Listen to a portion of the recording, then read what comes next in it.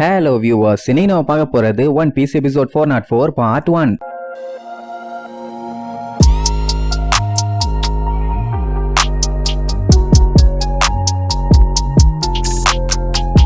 Open பண்ணா யூஸ்டஸ் கிட்டையும் ட்ரெஃபால்கர் லாவையும் காட்டுறாங்க. அவனுங்க பயங்கரமா குமா கூட சண்டை போட்டு பார்த்துட்டானுங்க. அவனை அசைக்க கூட முடியல. இவனுக்கு தான் டயர்ட் ஆகுது. அவன் வேற ஒன்னு அந்த பீமை வச்சு அட்டாக் பண்ணி பிளாஸ்ட் பண்ணி விட்டுக்கிட்டே இருக்கானா. அது கொல்ல காண்டாகும். பின்ன எவ்வளவு நேரத்துக்கு தான் இவன் கூட இப்படியே சண்டை போறது? சொல்ல போனா இப்படியே இவனை கண்டினியூஸா சண்டை போட்டானுங்கன்னா கடைசியில வீக் ஆகி கம்ப்ளீட்டா எனர்ஜி ட்ரைன் ஆகி அதுக்கப்புறம் அவன் செஞ்சு விட்டு போவான். இவனை சோழிய முடிச்சு விட்டாதான் சரிப்பட்டு வரும்னு சொல்லி கில்லரும் அந்த கரடியும் சேர்ந்து மாத்தி மாத்தி அட்டாக் பண்ணுவாங்க. இவனுக்கு என்ன அட்டாக் பண்ணாலும் திருப்பி கவுண்டர் அட்டாக் பண்ணிடுவான். சொல்ல போனா அந்த கரடி எல்லாம் இதுக்கு மேல முடியாதுன்னு சொல்லிட்டு நான் செத்துட்டப்பா நீ அட்டாக் பண்ணாதன்னு அங்கேயே படுத்துருவான். இந்த கரடி உசோப்புக்கு மேல டிராமா பண்ணும் போல. என்ன இருந்தாலும் நம்ம உசோப் அளவுக்கு பண்ண முடியாது. அடுத்து குமா என்ன பண்ணும்? யூஸ்டஸ் கிட்ட எய்ம் பண்ணும். ஏன்னா அவனுக்கு தானே 315 மில்லியன் பெரிஸ். சோ காலி பண்றதுக்காக எய்ம் பண்ணி அட்டாக் பண்ணும். ஆனா அந்த லேசர் பீமை அவன் கையில வச்சிருக்க ஷீல்ட வச்சு தடுப்பான். அவ்வளவு பவர்ஃபுல்லான அட்டாக்க தடுத்தே தீர்வேன்னு ஒத்த கால்ல நின்னு கடைசியில கண்டமே நீங்க பிளாஸ்ட் ஆகும். பட் இருந்தாலுமே அவன் கொஞ்சம் கூட அசரல. ட்ரெஃபால்கர்லாவே பார்த்துட்டு மிரண்டுருவான். பரவாயில்லையே பையன் நின்னு சண்டை போறான்னு. அதுக்கப்புறம் யூஸ்டஸ் கிட்ட அவன் கையில சேர்த்தி வச்சிருந்த மெட்டல் எல்லாத்தையுமே ஒன்னு சேர்த்தி அதை ரிப்பல் பண்ணி ஃபுல் ஃபோர்ஸ்ல ஒரே அடி. அவ்வளவுதான் குமா சம ஹைட்டுக்கு தெரிச்சு போய் விழுவான். பரவாயில்ல யூஸ்டஸ் கிட்ட அவனால முடிஞ்ச அளவுக்கு சண்டை போட்டு அவனை சாச்சு போட்டான். சும்மாவே அவன் பில்டப் தாங்க முடியாது. குமாவை சாச்சு போட்டா பில்டப் பண்ணாம இருப்பானா? என்னோட இந்த அட்டாக்கு அப்புறம் எவனாலையும் எந்திரிச்சு நிக்க முடியாது. சாதாரண அடியா மொரட்டு அடின்னு சொல்லி பக்கத்துல போய் நின்னு நம்ம 7 வார்லாட்ஸ்ல ஒருத்தனை தோக்கடிச்சிட்டோம்னு சொல்லி பயங்கரமா பில்டப் பண்ணி கத்திட்டு இருப்பான். ட்ரெஃபால்கர்லாவால நம்ப முடியல குமாவோட ஸ்ட்ரென்த் இவ்வளவுதானான்னு. ஏன்னா அவ்வளவு பவர்ஃபுல்லான ஆளு எப்படி இப்படி சப்பா அட்டாக் எல்லாம் காலியாக முடியும்? இது அவன் சொல்லிட்டு இருக்கும் போதே அவன் வாய் முகூர்த்தம் மறுபடியும் அந்த குமா எந்திரிச்சிருவான். யூஸ்டஸ் கிட்டால நம்பவே முடியல. இது ஒரு மிஷினா சைபர்கான? அதுக்கப்புறம் தான் அவனே யோசிப்பான். அப்ப இது ஒரு மிஷின் சொல்லி அவனுக்கு தெரியாது போல. அவன் ஒரு மிஷின்ங்கிறதுனால அவனுக்கு என்ன வலிக்கவா செய்யும்? டைரக்டா யூஸ்டஸ் கிட்ட எய்ம் பண்ணி அட்டாக் பண்ண போவான். அவனுக்கு இது ஒண்ணுமே புரியாம நின்னுட்டு இருப்பான். அந்த டைம் தான் ட்ரெஃபால்கர்லா சும்மா பாஞ்சு வந்து கத்திய வச்சு நெஞ்சிலேயே ஒரு சொருகு. அவ்வளவுதான் குமா அப்படியே போத்துன்னு விழுவான். சரி ரைட் ஒருத்தனை காலி பண்ணியாச்சு. இனி இவங்களுக்கு பஞ்சாயத்து இல்ல. யூஸ்டஸ் கிட்டுக்கு ட்ரெஃபால்கர்லா இப்படி பண்ணது சுத்தமா பிடிக்கல. ஏன்டா அப்படி பண்ண கேப்பான். உன் ஸ்ட்ரென்த் மேல நீ ரொம்ப கான்பிடண்டா இருக்க.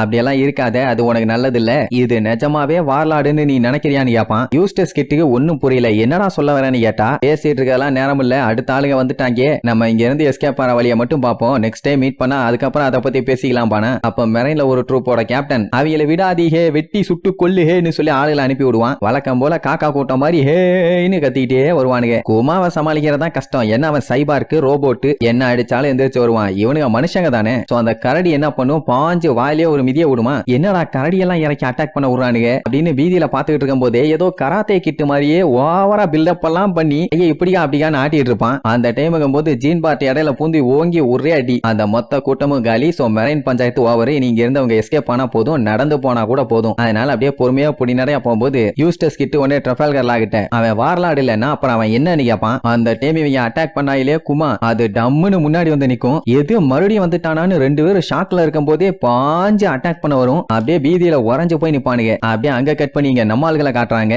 எல்லாருமே பயங்கர பீதி. லூஃபி எல்லாம் ஜோரோ ஜோரோன்னு கத்திட்டு இருக்கான். அட அதான் போன எபிசோட்ல கிசரு ஜோரோவை போட்டு தள்ளன்னு சொல்லிட்டு காலை வச்சு ஓங்கி மிதிக்க போனால அந்த சீன் தான். இப்ப மட்டும் அவன் ஜோரோவை மிதிச்சிட்டான்னா இதுக்கப்புறம் ஜோரோ பொழைக்கிறதுக்கு வாய்ப்பே இல்ல. 100% செத்துருவான். காயங்கள் இல்லாம இருந்தா பஞ்சாயத்து இல்ல. த்ரில்லர் பார்க்கலயே அவன் பாடியில ஏகப்பட்ட இன்ஜூரிஸ். சண்டை போடும் போதே முக்கிட்டு இருந்தான். இதுல வேற இவ்வளவு பக்கத்துல இருந்து இந்த பீமை வச்சு அடிச்சான்னா கன்ஃபார்மா காலி தான். ஜோரோ ஆபத்துல இருக்கான், எப்படியாச்சும் காப்பாத்துக்கடான்னு எவ்வளவோ கத்திட்டு இருப்பான். எவன் போய் காப்பாத்துவான்? நம்ம உசோப்பு பக்கத்துல தான் நின்னு வேடிக்கை பார்த்துட்டு இருக்கான். ஆனா அவன் எதுவும் பண்ணல. ஏன்னா பயத்துல அவன் பாடி அப்படியே உறைஞ்சு போயிருச்சு. லூஃபி இருந்துகிட்டு உசோப்பு என்னடா பண்ற, ஜோரோவை காப்பாத்து இல்லன்னா அவன் செத்துருவான்னு சொன்னதுக்கு அப்புறம் தான் உயிரே போனாலும் பரவாயில்லன்னு சொல்லி உண்டிகோலை வச்சு கண்டமே நீங்க அட்டாக் பண்ணுவான். அட்டாக் பண்ணா என்ன ஆகும்? கண்ணை வச்சு சுட்டதுக்கே அவன் பாடியில பூந்து வெளியே வந்துருச்சு. உண்டிகோலை வச்சு அடிச்சா மட்டும் பூந்து வெளியே போயிடாதா? அவன் ரெஸ்பான்ஸே பண்ண மாட்டான். உசோப்புக்கு ஒன்னும் புரிய மாட்டேங்குது. என்னடா இது, நான் கரெக்டா தான்டா எய்ம் வச்சு அடிக்கிறேன், ஆனா அவனுக்குள்ள பூந்து போகுது, என்ன நடக்குதுங்கன்னு. சரி பரவாயில்லன்ட்டு ப்ரூக் என்ன பண்ணுவான்? கத்திய வச்சு கிண்டுன்னு கிண்டிட வேண்டியதான்னு பாஞ்சு போய் கத்திய சொருகுனா கத்தியும் முன்னாடி போய் பின்னாடி வருது. ஆனா அவங்கிட்ட எந்த ரெஸ்பான்ஸும் இல்ல. பாடியில கத்திய சொருகிட்டோம்னா இழுத்து குத்துறதுக்கு கொஞ்சம் டஃபா இருக்கும்ல. ஆனா இவன் மேல குத்துனா ஏதோ காத்துல குத்திட்டு இருக்க மாதிரி இருக்குது. ரெண்டு பேரும் பயங்கரமா போராடி பாப்பாங்க. காலை ஏறா, அவனை எதுவும் பண்ணாத, ஜோரோ எங்களுக்கு வேணும், தள்ளி போ அப்படி இப்படின்னு அவனே கிண்டல் பண்ணுவான். என்னடா பண்றீங்க நீங்க? அப்படி என்ன முக்குனாலும் என்கிட்ட வேலைக்கு ஆகாது. ஏன்னா நான் கிளிண்ட் ஃப்ரூட்டை சாப்பிட்டு இருக்கேன். நான் லைட்டால உருவானவன். என்ன ஒண்ணும் எதுவும் பண்ண முடியாதுன்னு அவன் சொன்னதுக்கு அப்புறம் தான் இவங்களுக்கே புரியுது அவன் எந்த அளவுக்கு பவர்ஃபுல்லான ஆளுன்னு. லைட்டோட வேகமும் பவரும் இவன் உடம்புல இருக்குது. இதுக்கப்புறம் கன்ஃபார்மே பண்ணிட்டாங்க. சொல்ல போனா நமி எல்லாம் தேம்பி தேம்பி அழுதுகிட்டு இருப்பா. அப்படின்னா இவ்வளவு நாள் நம்ம கூட இருந்த ஜோரோ சாக போறானான்னு சாப்பர்லாம் அழுதுகிட்டே ஜோரோ ஓடுறா தப்பிச்சு ஓடுறா அங்க இருக்காதன்னு எவ்வளவோ கத்துவான். ஜோரோக்கு இன்கேஸ் உடம்புல தெம்பு இருந்தாலும் அவனால தப்பிச்சு ஓட முடியுமா? புலியோட வேகத்தை விட அவன் வேகமா ஓடிட போறான். அவனு எல்லாரும் இவ்வளவு கத்துறாங்களேன்னு சொல்லிட்டு எவ்வளவோ முக்கி பார்ப்பான். ஆனா அவன் பாடி அவன் சொல்றத சுத்தமா கேட்க முடியுது. கம்ப்ளீட்டா தூங்கி போச்சு. சஞ்சி எல்லாம் வண்ட வண்டியா திட்டிட்டு இருப்பான். அந்த கிறுக்கன் உன்னோட லிமிட்டை ரீச் பண்ணிட்டான். இனிமேட்டு அவனால எல்லாம் எதுவும் பண்ண முடியாது. நம்ம தான் ஏதாச்சும் பண்ணணும்னு சொல்லிட்டு இருக்கும் போது அப்பதான் ரோபின் புல்ல மாஸ் காட்டுவா. என்னன்னா அவ கைய வர வச்சு அலேக்க நம்ம ஜோரோவை அப்படியே உருட்டி கொண்டு போவா. அவனை உருட்டினா மட்டும் காப்பாத்திடலாமா? இதுல வேற உசோப்பெல்லாம் சூப்பர் ரோபின் இப்படித்தான் அப்படித்தான் கொண்டு வா, இவனை தூக்கிட்டு இங்க இருந்து ஓடிடுவான்பா. ஆனா அதுக்குள்ள லைட் வேகத்துல சும்மா சல்லுன்னு வந்து இவ்வளவு நேரம் தரையில நின்னுட்டு ஜோரோ மிதிக்க போனவன் இப்ப ஜோரோ மேல ஏறி நின்னுட்டு அவனை மிதிக்க போவான். சோ அதனால என்னாச்சு, ரோபின் அவனை பிடிச்சி இழுன்னு இழுத்து பாப்பா. அவனை உருட்ட முடியல. அவன் நான் இதுக்கப்புறம் அவனை மூவ் பண்ண விட மாட்டான்ப்பா, ஏன்னா இங்கே நான் அவனை கொல்ல போறேன், என் காலை பாருங்கன்னு காட்டுவான். அப்படியே ஒளி பிரகாசமா மின்னும். எல்லாம் அப்படியே பீதியில மிரண்டு போய் என்ன பண்றதுன்னு தெரியாம கண்ணா பின்னான்னு கத்திட்டு இருப்பாங்க. ஆனா அந்த கிசரு அவளதான் ஜோரோவோட சாப்டர் இதோட முடிஞ்சது, நீ இப்ப சாக போற சாவுடான்னு சொல்லி அப்படியே காலை கீழே வச்சு மிதிக்க வரும்போது எல்லாம் நோன்னு கத்திட்டு வருவாங்க. அந்த டைம்ல தான் நம்ம பெருசு என்ட்ரி, அதான் ரெய்லி அப்படியே சல்லுன்னு வந்து மிதிக்க வந்த காலை ஒரு மிதி விடுவாரு. அந்த லைட் பவர் அங்க இருந்த மரத்து மேல போய் அடிச்சு கண்ணா பின்னான்னு பிளாஸ்ட் ஆகும். 100% அந்த பவர்ல இப்ப ஜோரோவை அடிச்சிருந்தான்னா எந்த டவுட்டுமே வேண்டாம், அவன் செத்துருப்பான். ஏன்னா அப்படி பிளாஸ்ட் ஆனதை பார்த்து எல்லாருமே அப்படியே வாய பொளந்துருவாங்க. கிஷோர் ஒரு ரெய்லியை பார்த்துட்டு என்னப்பா நீயும் இவனுக்கு கூட இன்வால்வ் ஆயிருக்க போல, நினைச்சு கூட பார்க்க முடியல டார்க்கிங் ரெய்லி அப்படின்னு வழக்கம் போல நக்கலா பேசுவான். அவரை பத்தி தனியா சொல்லுமா என்ன, குசும்பு புடிச்ச ஆளாச்சே. ஓப்பனிங்ல கேட்ட கேள்வியே தான், இந்த புடிப்பயிட்ட உனக்கு என்ன புடுங்குற வேலை, இப்ப தாண்டா அவனுக்கு எறாவே ஸ்டார்ட் ஆகுது, அதுக்குள்ள இதுகிட்ட இந்த வேண்டாத வேலைம்பான். அவன் வந்து இப்படி காப்பாத்தினதை பார்த்தவனதான் எல்லாத்துக்கும் ஒரு செகண்ட் உயிரே வரும். அப்பதான் பயங்கரமா மூச்சு விடுவாங்க. ஏன்னா ஜோரோ சாக போறான்னு தெரிஞ்சவன அவங்க யாராலையும் ஒழுங்கா மூச்சு விட முடியல. இப்பதான் ஒரு வழியா காப்பாத்தியாச்சுல்ல. கிஷோரு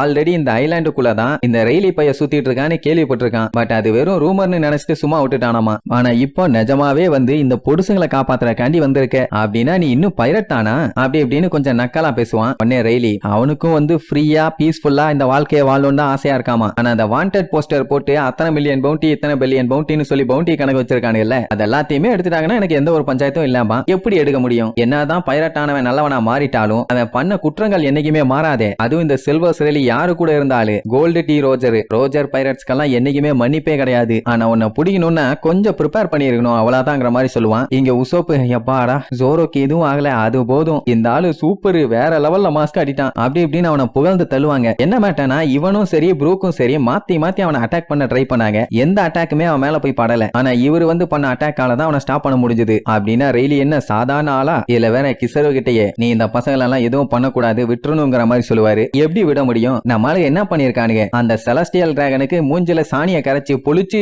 பொழிச்சு பொழிச்சுன்னு அடிக்கிற மாதிரி அவனுல பண்ணி விட்டாச்சு. அவனுக்கு பாயிண்ட் ஆஃப் வியூல யோசிச்சு பாத்தீங்கன்னா அவனுக்கு அப்படித்தான் யோசிப்பானுங்க. இப்ப நம்மளால புடிச்சிட்டு கிசரு மட்டும் நேவி ஹெட் குவார்டர்ஸ் போகலன்னா அந்த மரி ஜாய்ஸ்ல இருக்க செலஸ்டியல் டிராகன்ஸை ஃபேஸ் பண்ண முடியாது. அவனுக்கு பெரிய பஞ்சாயத்து பண்ணுவானுங்க. அதனால தேவையில்லாம எங்க வெளியில குறுக்க வராத, இவங்களை நாங்க புடிச்சிட்டு போய் அவனு கிசரு அடிச்சு சொல்லுவான்.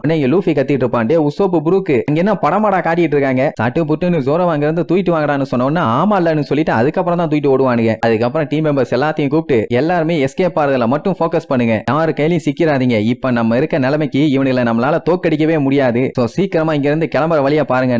ஐயோ கடுப்ப கிளப்புறானுங்களேன்னு கிசருக்கு இருக்கும். பிராங்கி என்ன பண்ணுவான், எப்படியும் இவங்க தப்பிச்சு வந்தாங்கன்னா இந்த குமா இவங்களை ஃபாலோ பண்ணி அட்டாக் பண்ணதான் செய்வான். ஏன்னா அவனுமே பயங்கர ஃபாஸ்டா தான் இருக்கான். அதனால கடைசியா கிளம்புறதுக்கு முன்னாடி ஒரு செய்கை செஞ்சுட்டு போயிட்டோம்னா பஞ்சாயத்து இல்ல. அதனால அவன் மொத்த கோலாவை யூஸ் பண்ணி ஒரு அடி அடிப்பான். அதுவும் ஏர் அட்டாக் தான். அதுல குமா 1 கிலோமீட்டருக்கு அந்த பக்கம் தெறிச்சு போய் விழுந்துருவான். சரி ஏதோ இப்போதைக்கு இவனால முடிஞ்ச பண்ணிட்டான், இதுக்கப்புறம் இங்க இருந்தா சங்குதான்னு அடிச்சு புடிச்சு எல்லாம் ஆளுக்கு ஒரு திசையா ஓடுவாங்க. லூஃபி போயிட்டு இருக்கும் போதே ரெய்லிக்கு ரொம்ப ரொம்ப தேங்க்ஸ் சொல்லிட்டு தான் ஓடுவான். அவன் நல்லபடியா போயிட்டு வாங்கப்பா எந்த பஞ்சாயத்து இல்லன்னு சொல்லி அனுப்பி வைப்பான். ஆனா இந்த கிசர் ஓடுவானா அவனோட லைட் பீமை உருவாக்கி மிரர் அட்டாக்கை யூஸ் பண்ணுவான்ல, அந்த அட்டாக்கை யூஸ் பண்ணி ஜோரோவை எய்ம் பண்ணி அட்டாக் பண்ணுவான். இப்போ ஜோரோ தூக்கிட்டு போறது உசோப்பு கூட புருக்கும் ஓடிட்டு இருக்கான். வெளிச்சம் இவங்க பக்கம் வந்துட்டு இருந்த உடனே ஐயோ மாட்டிட்டமேனு பீதியில இருப்பானுங்க. அந்த டைம்ல தான் ரெய்லி இடையில பூந்து அந்த வெளிச்சத்தை ஒரே வெட்டு ஜஸ்ட் மிஸ்ல நம்மளால எஸ்கேப். அவன் கையில வச்சிருக்க அந்த கத்தியை காமிச்சு ரொம்ப நாள் ஆச்சு இதை யூஸ் பண்ணி மறுபடியும் இதை பிடிக்கிறதுக்கு ரொம்ப சந்தோஷமா இருக்கும்பா. உடனே அந்த கிசரு ஆமனோ முறக்குமோ ஸ்வாடுன்னு லைட்லயே ஒரு ஸ்வாட் ஒன்னு உருவாக்கி அதை வச்சு அட்டாக் பண்ணுவான். சோ சண்டை 2 பேத்துக்கு நடுவுலயும் வேற லெவல்ல கிளம்பிருச்சு.